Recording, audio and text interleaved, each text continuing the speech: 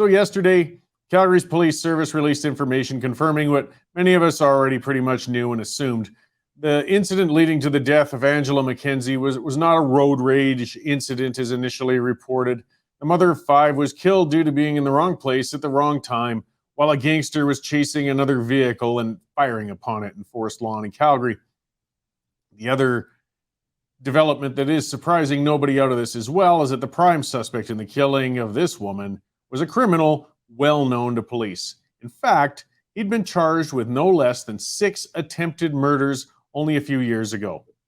Talal Amr was charged with a number of crimes related to acting within a criminal organization, along with his string of attempted murders. He was sentenced to 7.5 years in May of 2019.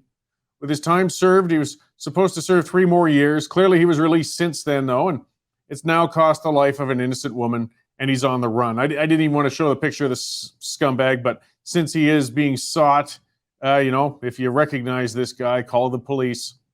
The gang war of 2015 in Calgary led to over 200 shootings. Talal and his brother Barakat and 2 cousins, Badar and Abdul, were all listed as high-level gang participants at the time.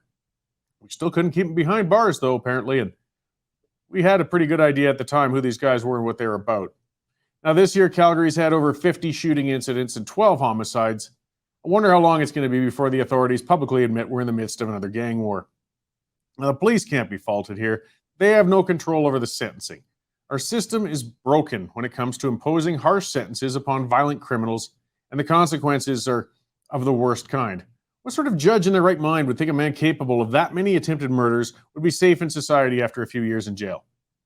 And it's not just gangland thugs killing innocent people. We've been releasing violent sex offenders into the general public, and it's cost lives as well. So last September in Hinton, Alberta, the bodies of Mikhail Bush and her 16-month-old son Noah were found. They were murdered, and there were acts of sexual assault and things done to them that I just won't even go into here. It was a crime of the most horrific sort. Robert Keith Major has pled guilty to that crime. Major is a known violent sex offender. The last time he was released into the public, the Edmonton police released a warning saying Robert Keith Major is a convicted sex offender and that the Edmonton Police Service has reasonable grounds to believe he'll commit another sexual offense against a female, including children, while in the community. Well, the police were correct, and now 2 lives have been lost as a result. Major had been in custody. He had a record of doing these actions, and authorities were confident he was going to reoffend, yet he was let loose into the community anyways, and a mother and child died in the most horrible of ways. Clearly, Major's past crimes and his behavior while in prison indicated he was a danger to the public. We do have a dangerous offender designation that can be applied to some criminals in order to extend sentences, but what the hell does it take to achieve such a status? Then last April, 23-year-old mother Jamie Lynn Shibley was murdered in Calgary. 37-year-old Gerald Russell Frommel was charged in the murder. He's another one in and out of prison his entire life for violent crimes. He's a scumbag. Does it have to be this hard to determine the dangerous offenders from the nonviolent ones? I understand that correction services are overwhelmed at times anyways, but our courts are overwhelmed as well. But is it impossible to prioritize? I don't care if we release some shoplifters and maybe some online fraudsters. If that's what it takes, make sure we keep the known violent prisoners in jail longer. Reforming criminals, it should be a goal. And second chances are important for criminals and offenders.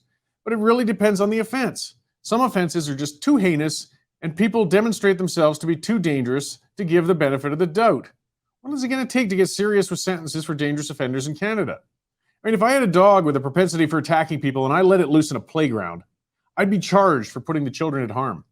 Maybe it's time to hold the people who let these prisoners out accountable. I mean, who's sitting on these parole boards and deciding to release these people into the public? How often are judges called out for their light sentences with repeat violent offenders anyways? Maybe when we release these guys on parole, they should bill it with the people sitting on the parole board for their first week. If you think they're safe, have them for a roomie for a little while. See if that works out for you. There's only so much society can do to prevent crimes. I mean, sometimes people simply snap and it leads to terrible outcomes. There's no reason, though. We should keep hearing about violent reoffenders. We've caught them before. We know their propensities. We should be locking them up and throwing away the key. The protection of the innocent public has to take priority over the reformation of high-risk, known violent criminals. We've failed. And in Alberta alone, in less than a year, 3 mothers and a child have been murdered, and there was no reason for any of it. We already had those guys in jail, and we let them out.